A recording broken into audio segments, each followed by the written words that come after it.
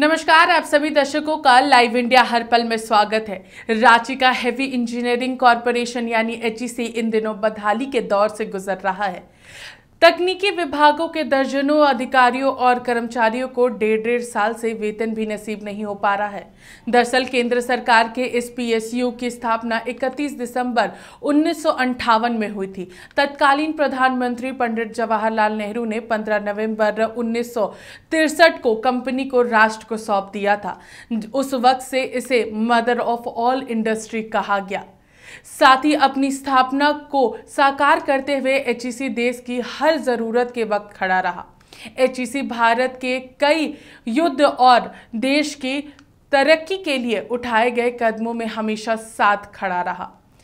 1971 के युद्ध में Indian mountain tank, 105 mm gun barrel का निर्माण, T-72 टैंक की कास्टिंग, 120 mm गन का हीट ट्रीटमेंट और मशीनिंग, INS राजा के लिए गियर सिस्टम का निर्माण, युद्धपोत के लिए आर्म प्लेट का निर्माण, आधुनिक रेडार का निर्माण, परमाणु पनडुब्बी के महत्वपूर्ण उपकरणों का निर्माण जैसे कई महत्वपूर्ण उपकरणों का निर्माण HEC अपनी देशभक्ति साबित कर रहा है। चंद्रयान GSLV के लिए लॉन्चिंग पैड बनाने में भी HEC की भूमिका रही।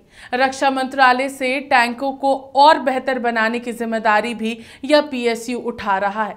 सरकार का तर्क है कि HEC लगातार घाटे में चल रहा है और HEC की हालत खस्ता है, लेकिन एक दौर था जब यह अपनी तकनीकी विशेषज्ञताओं की बदौलत मुनाफे अर्जित किया करता था। साथ ही आपको बता दें कि कंपनी ने वित्तीय वर्ष 2008-2009 में 16 करोड़ 11 लाख रुपए का रिकॉर्ड मुनाफा बनाया था। उस साल के पिछले वित्तीय वर्ष में भी 4 करोड़ 17 लाख रुपए के मुनाफे के बदौलत यह मुनाफा 246.33% अधिक रहा था। कंपनी का 2018 में लगभग 1671 करोड़ 50 लाख रुपए के ऑर्डर मिले थे, जिससे पहले कंपनी ने 1975-1966 में 2 करोड़ और 1977 में कंपनी ने 3 करोड़ 26 लाख रुपए का मुनाफा कमाया था। कंपनी ने सबसे अधिक मुनाफा 1989 में 12 करोड़ रुपए कमाए थे। प्रधानमंत्री बनने से पहले नरेंद्र मोदी झारखंड आए थे और झारखंड के HEC मैदान में लोगों को संबोधित करते हुए HEC की खूब तारीफ की थी और कई बातें लोगों से साझा किया था। भाइयों बहनों, मैं हैरान हूं, क्या कारण है कि जिस धरती पर HEC का कारखाना, जो कभी बहुत गर्व किया जाता था, विकास की धरोहर के रूप में माना जाता था, क्या कारण हुआ, वो भी लड़खड़ा गया। बेरोजगारी का मंजर मंडराने लगा। क्यों? मूल कारण यह है भाई बहन, न इनको विकास की चिंता है, न इनको सुशासन की चिंता है। 2001 में जब मुझे गुजरात का दायित्व मिला तो हमारे यहां भी एक सरकारी PSU था, गुजरात स्टेट फर्टिलाइजर कॉर्पोरेशन, और मेरी पहली मुलाकात में वहां के यूनियन वाले मिलने आए।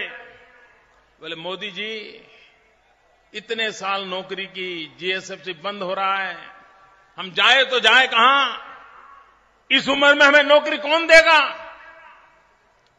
मैंने कहा, मुझे 3 वीक दे दीजिए, हम आपको रास्ता क्या हो सकता है उसकी चर्चा करेंगे। मैं नया था, पहला ही दिन था मुख्यमंत्री के नाते। भाइयों बहनों, हिंदुस्तान में PSU जो बनते हैं, देखते ही देखते वो लड़खड़ा जाते हैं, गिर पड़ते हैं, या तो उसको बेचने की नौबत आती है या तो उसको ताले लगाने की नौबत आती है और लोग बेरोजगार हो जाते हैं। हमने कहा हम इन दो रास्तों पे नहीं चलेंगे, हम तीसरा रास्ता अपनाएंगे और हमने तय किया कि हमारे उस गुजरात स्टेट फर्टिलाइजर कॉरपोरेशन को हम प्रोफेशनलिज्म की ओर ले जाएंगे। संसद के विशेष सत्र में राज्यसभा सांसद महुआ मांझी ने एचईसी के मुद्दे को उठाया और एचईसी कर्मियों के जंतर मंतर में हो रहे आंदोलन की ओर ध्यान आकृष्ट कराया। विभागीय मंत्री ने उसका जवाब भी दिया। Thank you honourable chairman sir. 3 minutes. आपने मुझे इंडिया के ग्लोरियस स्पेस जर्नी चंद्रयान 3 के सॉफ्ट लैंडिंग पर बोलने का अवसर दिया। मैं इसरो को और देश का गौरव बढ़ाने वाले तमाम साइंटिस्ट्स को दिल से धन्यवाद देना चाहूँगी। पूरी दुनिया उनकी इस उपलब्धि के लिए उनका आभारी हो गया है। उन्होंने हम सबको गौरवान्वित किया है। मुझे इस बात का भी गर्व है कि मेरा जन्म एक ऐसे शहर में हुआ जहाँ पर एचईसी हेवी इंजीनियरिंग कॉरपोरेशन है, जो कि इंडिया के स्पेस प्रोग्राम को हमेशा बहुत आगे बढ़ाया। और आप सभी जानते होंगे कि चंद्रयान 1, 2 और 3 तीनों में जो लॉन्चिंग पैड है और बहुत सारे उपकरण एचईसी में बने हुए हैं। ये 1952 में बना था, जबकि हमारे पंडित नेहरू जी ने इसे बनाया था और एशिया का सबसे बड़ी इंडस्ट्री है, ये मदर इंडस्ट्री माना जाता है। लेकिन मुझे ये कहते हुए बहुत दुख हो रहा है कि लगातार मैं कई वर्षों से देख रही हूँ, 2014 के पहले तक उसकी स्थिति लगभग ठीक थी, 2014 के बाद से लगातार डिटोरिएट कर रही है और अभी 18 महीने से वहाँ के कर्मचारी, स्टाफ, अफसर को अभी तक सैलरी नहीं मिला है। वो लोग चाय बेचते हैं सुबह में, फिर ऑफिस जाते हैं। और आपको बता दूं, उनके पास कोई परमानेंट अभी सीएमडी भी नहीं है। वो भेल के सीएमडी को वहाँ पर 3 साल से रखा है उन्होंने, और 3 साल के अंदर वो 5 से 6 बार ही वहाँ पर आए हैं। डायरेक्टर भी नहीं थे, अभी भी उसी तरह से टेम्पररी डायरेक्टर रखा गया है। मैं आपको बता दूं कि वहाँ के जो कर्मचारी और जनप्रतिनिधि है, वो आंदोलन के समय में उनका ये कहना होता है कि ये नीति आयोग ने जिन 48 पब्लिक सेक्टर का लिस्ट बनाया, उसमें प्राइवेट के हाथों बेचने के लिए उनमें हेवी इंजीनियरिंग कॉर्पोरेशन का नाम भी है। Honorable member, ji, you have raised a very important issue. Yes. And you should be grateful. हाँ, that the honorable minister wants to मुझे बोलने दिया जाए। One second. जी, मैं आपको बोलने दूंगी। मैं मुझे बोलने दिया, मेरा समय बहुत कम है। मैं एक बार अभी लगातार आंदोलन हो रहा है, मैं बोलूंगी। प्लीज, आपका सुनूंगी, लेकिन पहले मुझे बोलने। Honorable member, at my request, since you have raised a very good issue, a human issue, लेकिन इसे पूरा तो करने दीजिए। And your success lies that the honorable minister नहीं, मैं ये बोलना चाहूंगी। 1 second, is ready to respond. Allow him to respond. You will resume after I tell you. ठीक है। चेयरमैन सर, मैं समझता हूँ बहुत सार्थक चर्चा रही है। इस चर्चा में सभी ने एक बहुत अच्छी तरीके से हमारे साइंटिस्ट के अचीवमेंट्स के बारे में चर्चा की। बहुत पूरे 50-60 वर्षों के परिश्रम की चर्चा की। अगर कोई इस प्रकार का आरोप तथ्यों के साथ टेबल करे तो मैं समझ सकता हूं, लेकिन मुझे लगता है माननीय जितेंद्र सिंह जी मंत्री जी ने इसके ऊपर पूरा विस्तार से जब जानकारियां दी हैं, उसके बाद फिर एक बात, शायद आपने सुना नहीं होगा जितेंद्र सिंह जी के भाषण को। आप जिन विषयों के बारे में बात कर रहे हैं उसको आपको सब्सटेंशिएट करना चाहिए। ऐसे हम आरोप लगाएं, खासतौर पे इतने अहम संस्था के ऊपर, इसरो जैसी इंपॉर्टेंट संस्था। जयराम जी ने ठीक बताया कि 60 वर्षों का इसका इतिहास इस देश को मेहरबानी करके विषय को डाइवर्ट करने के बदले आज उनकी उपलब्धियों के ऊपर ही। No, I can tell you, no one can divert the issue. Anyone who makes a statement is under obligation to prove it. We'll take steps. Please go ahead. Please conclude. मैं ये बोलना चाह रही हूँ कि एचईसी के पास बहुत बड़ा लैंड था जहाँ पर स्मार्ट सिटी बनाया गया, और उसमें उन्हीं की लैंड को लेकर अभी उनकी स्थिति इतनी खराब है कि वर्क ऑर्डर है उनके पास, लेकिन उसके लिए उनके पास पूंजी नहीं है, बिल्कुल नहीं है। और आपको मैं बता दूं कि वहाँ पर उनके जो बच्चे हैं स्कूल से उनके नाम कट रहे हैं क्योंकि वो फीस नहीं दे पा रहे बच्चों के। उनके बच्चे अखबार बेच रहे हैं, और जहाँ पहले एचईसी में जो वहाँ से टैलेंटेड बच्चे निकलते थे, आज पूरी दुनिया में वो साइंटिस्ट हैं, वो डॉक्टर हैं, इंजीनियर हैं, बड़े बड़े पदों पर हैं, लेकिन वहाँ की स्थिति इतनी खराब है कि हम लोगों से देखा नहीं जाता, और करीब 2500 कर्मचारी इसके लिए इलेक्टेड हैं, मैं रिक्वेस्ट करना चाहती हूँ कि एचईसी के लिए कुछ किया जाए, जंतर मंतर पर धरना देने के लिए। और लगातार इस तरह से वो परेशान है और अभी से नहीं, मैंने राज्यसभा में भी ये मुद्दा पहले उठाया था लेकिन अभी तक उस पर कुछ भी नहीं किया गया है। जिस तरह से भारतीय रेल, इंडियन एयरलाइंस, एयरपोर्ट, बंदरगाहों को जैसे सरकारी उपक्रमों को लगातार बेचे जा रहे हैं, उन्हें ऐसा लगता है कि शायद उनको भी बेचने के लिए सिख इंडस्ट्री घोषित करने की कोशिश हो रही है ताकि उसको प्राइवेट के हाथों बेचा जा सके। तो मेरा अनुरोध है केंद्र सरकार से कि कृपया इस पर ध्यान दिया जाए और इसे पूर्णकालिक सीएमडी मिले और यहाँ वेतन मिले। 18 साल से उन्हें वेतन नहीं मिला। जंतर मंतर में हो रहे आंदोलन को लेकर जब हम लोगों ने एचईसी में काम कर रहे कर्मचारियों से बात की तो उन्होंने क्या कुछ कहा है, हम आपको अब सुनाते हैं। लगातार एचईसी कर्मी जो है वो अपनी मांगों को लेकर सड़क पर बैठते हुए नजर आए होंगे। ये एचईसी वही है जिसे प्रधानमंत्री नरेंद्र मोदी ने भी कहा था कि ये मदर प्लांट है। सभी को यहाँ पर जितनी जो अलग अलग जो हब बने हुए हैं वो तमाम चीज़ें हमें झारखंड की एचईसी में देखने को मिलती हैं, तमाम चीज़ें यहाँ पर बनाई जाती है। लेकिन आज वही कर्मी जो लगातार चंद्रयान 1, चंद्रयान 2, चंद्रयान 3 की अगर हम लोग बात करें, चंद्रयान 3 को लेकर के सफलता की बात करें तो तमाम लोग कहते हैं कि झारखंड के एचईसी से भी कई सारी चीज़ें बनाकर भेजी गई थी। लेकिन वो कर्मी जो है वो आज सड़क पर है, जंतर मंतर पर वो प्रदर्शन कर रहे हैं अपने 18 महीनों के वेतन को लेकर। यहाँ पर कुछ हमारे साथ लोग मौजूद हैं, हम लोग उनसे ही बातचीत करते हैं और तमाम चीज़ों पर चर्चा करेंगे। सभी अच्छी चीज़ें तो सभी लोग कहते हैं, लेकिन एचईसी का एक साइड है जहाँ पर कर्मी हमेशा से ही आंदोलनरत रहे हैं।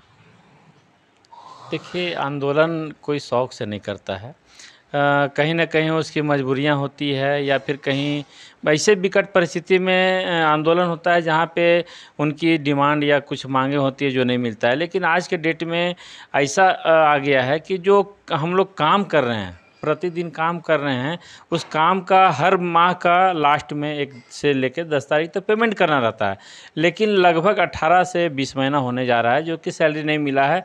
तो स्वाभाविक है कि मरता क्या नहीं करता। आज आंदोलन हो रहा है तो कोई शौक से नहीं कर रहा है और सब लोग स्वतंत्र हैं। यहाँ पे लगभग 3000 कर्मचारी हैं सभी, और सबकी मानसिकता अलग अलग है, अपने अपने तरीके से सब लोग आंदोलन कर रहे हैं। हमने भी पिछले 17 नवंबर 2022 को जंतर मंतर में सरकार के खिलाफ हमने प्रदर्शन किया था, जितने भी भारत में पीएसयू बचाने को लेके। और लगातार हमने मंत्रालय के जो विभागीय मंत्रालय है, भारी उद्योग मंत्रालय से लगभग 6-7 बार हमने मुलाकात किया, सारे विषय को रखा है। तो जो आश्वासन मिले हैं अभी तक उस पर खरा सरकार नहीं उतरी है।